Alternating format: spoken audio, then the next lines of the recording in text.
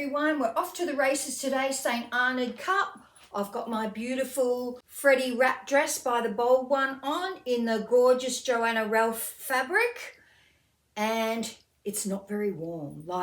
Today is quite a cool day. So the only jacket I could find is like a short fur jacket in a blue. So I'll be taking that with me. Whether or not I need to wear it, I don't know yet. I'll give you a look at how long it is. This is how long the dress is, and I've actually gone with little navy suede boots. So I've gone with the boots because it will be in a grass area, even though we're in the, I think it's called the Pirates Marquee. So that's like the big marquee. So looking forward to a fabulous day. Hopefully I get some pictures to put in to show you what it was like on the race course. Hello everyone and welcome. I'm Deb and this is DB Designs and Sewing Australia. Welcome to all my subscribers and welcome to anybody who is new. So as you can see, we went to the races. We had a wonderful day. I've only got a couple of photos and my husband took them, so there you go. We had a great day. The weather held off. It rained that night once we'd gotten home. I think we left the race course at like 5:30. We opted not to take the bus. You could get a free bus from behind the town hall, but it wasn't starting to come back until 6 o'clock. And at 6 o'clock, they still had all music going and a band going and all that sort of stuff. And all the young ones stayed, but you know, it's a bit long of a day for an oldie. But we had a marvellous time. Didn't really do fashions on the field because it was a weird setup where a photographer just walked around and took photos of people. So I don't really know how that works. And the whole time he was down with all the young ones who were down because there was like inflatable things for kids and all of that. So all the young ones were down that end of the race course and we were up in the expensive marquee, which was absolutely lovely. We were out of the wind and under shelter if it did rain. The food was beautiful. The drinks were endless. So we had a wonderful day. It was really good fun. Met up with a lot of people that I know from town. Yes, had a great time and really loved my dress. It was very, very comfortable the whole time. Opted to go with navy blue suede boots because those navy suede boots, which I've got on today, are not ultra dark. So sort of a light navy really. And they're very comfortable. And I thought, if it rains, and I know everything's on grass, it's a racetrack, anything with heels is going to be terrible. So the boots have a block heel, so I went with them and was really, really comfortable. It was a really good choice. And my sister and her husband had come up on the Friday and stayed, and they stayed till the Monday, at which time I finished an Abbey dress. So this is in a viscose cotton blend, and it's the Desert Dream August Bespoke box from the Dahlia Sewciety. And I'm really happy with this dress. This is the third, I think it's only the third. I don't think it's a fourth. The third Abbey dress I've made. And I must admit, when I went to Vietnam, I took both of those dresses with me. So for anyone who doesn't know, this is the Abbey dress by Wardrobe by Me. And I make the size 10. I have got one cut out just for me, but I've also had it reprinted so that I can make it for other people, at which stage I will trace off their size. But a very comfortable dress, and I really like it for popping on in the evening after you've been swimming and maybe you come home and have a shower. Yeah, so it's a really great lightweight dress for that.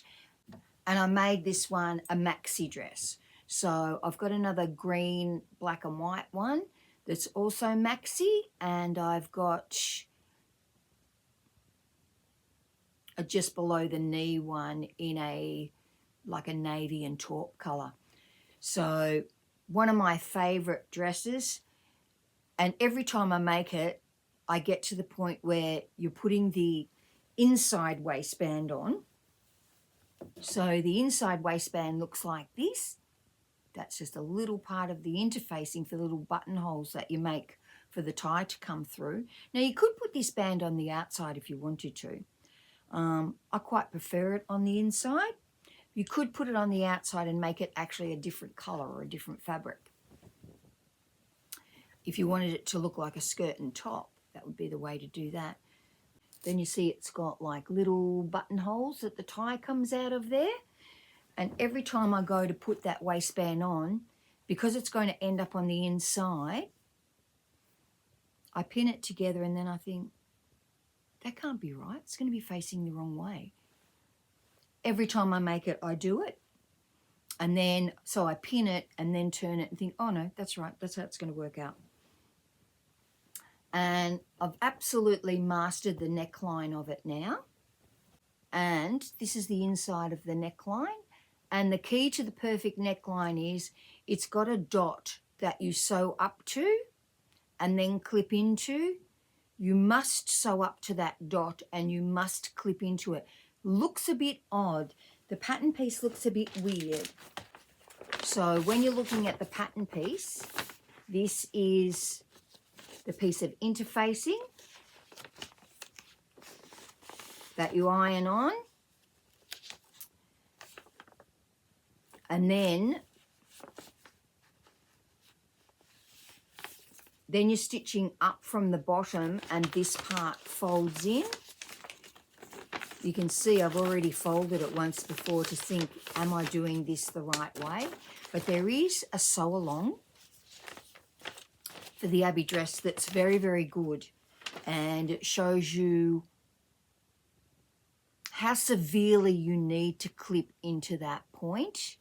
After you've ironed the piece of interfacing onto the fronts, remembering this is the top of the neck, you're overlocking to neaten it down here across this little tiny piece here, and then up here and then down here, because the two front parts have to stay separate so that you can put your piece of interfacing here so that you can do your buttonholes. And I can't remember, it might have said 2 inches by 2 inches, but I just know how long I need my buttonholes to be and that I need my piece of interfacing to be well and truly outside that area, which is why when you look at the inside, you can see a tiny bit of interfacing there. Now, when I iron my clothes, I actually iron them really, really well, and after I've washed them. And if that piece of interfacing has started to come away, I will just trim that off so that it stays nice and neat on the inside. And as for the ties, I don't do a rouleau. I actually use my bias tape maker, which is just the silver things that you pull along and press with the iron. And then I fold that in half and I stitch it down so that you get a really nice finish. It does have a stitch line on it, but when it comes to a tie that you don't want to be round, I prefer a stitching down method rather than an actual rouleau that you've pulled out, because I find that that doesn't press really flat, and some of the time you've got to press it and stitch down that seam edge anyway, so you might as well just do it this way because it's easier. This is 2 pieces joined together because I didn't have a piece long enough. So there's no pattern piece for the tie belt. They just tell you what measurements to make for that, which is sensible. And really happy with the dress. And today I'm wearing the oversized crossback shirt by Dressy Talks with a fair bit of jewellery. I had intended to put on a full white shirt, but I can't find it. It's probably in the ironing. I've got stuff all over my house. and the Jude jeans, which are the flared jeans, which are one of my favourite pairs of jeans. So this is the crossback shirt. And so that's been my sewing for the week. I can highly recommend the Abbey dress. It's really nice finish. It's got bias on the neck here. And of course the inside is the facings. I don't stitch down those facings. I've only hand stitched this little bit. This is where you've overlocked that. In fact, if you found it too fiddly to overlock, you could wait until it was joined together to overlock it, that bottom piece. And the facing stays in easily. So, loving this fabric. And I think it will be very handy in the summer. And what I've got coming up in my sewing is the Revel Topper by Sew House 7 and the oversized shirt by the Assembly Line. The one, I just love the pockets on that oversized shirt.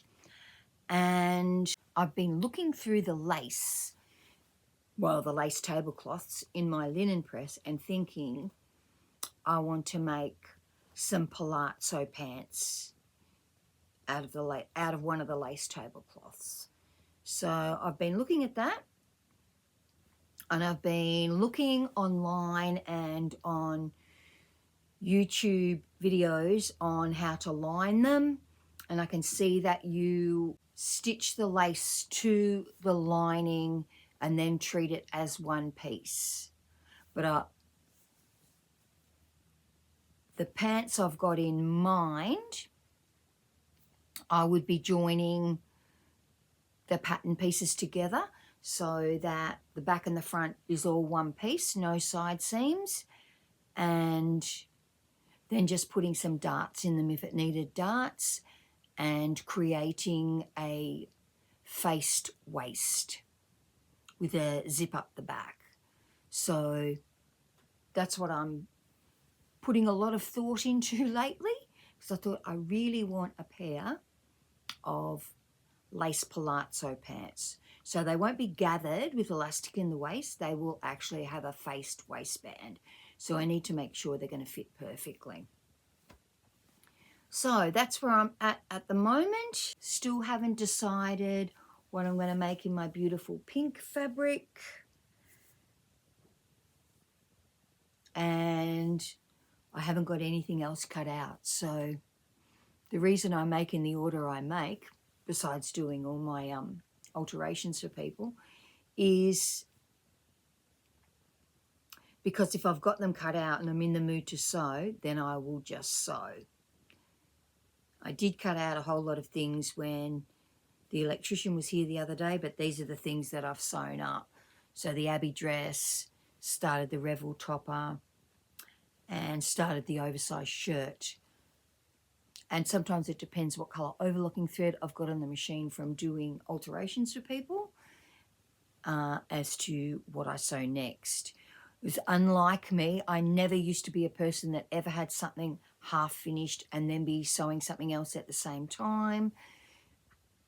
But I do find these days I will, if I've got white overlocking thread on the overlocker and I've got two things that are on the go, then I'll just keep on putting them on the ironing board so that I can just overlock everything at once. So I do stop and start these days because then some alterations I get are pretty urgent. So I have to stop what I'm doing and do that. But this is what I've been doing. Really happy with it.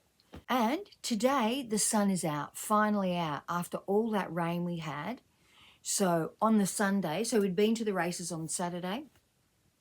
And on the Sunday, it absolutely teemed rain all day, and I know it did in Melbourne, and I think over most of Australia everything was flooded, people wading through water.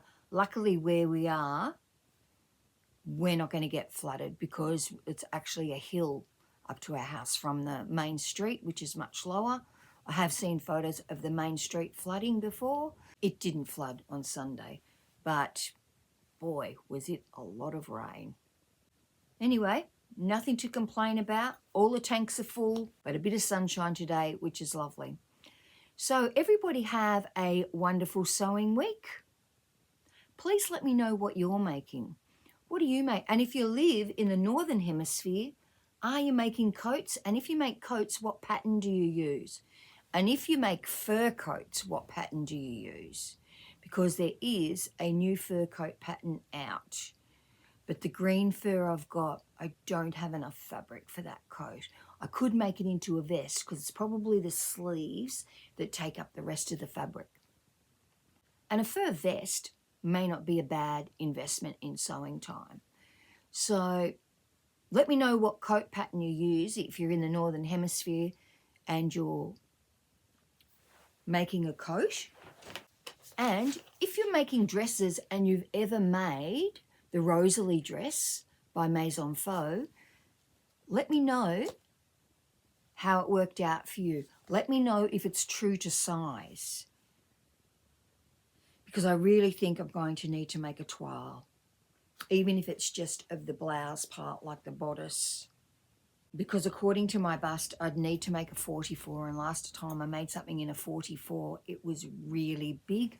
But Maison Faux tend to be, well, because it's European, very much on the European side of the sizing, which is a smaller size. When you're so couture, and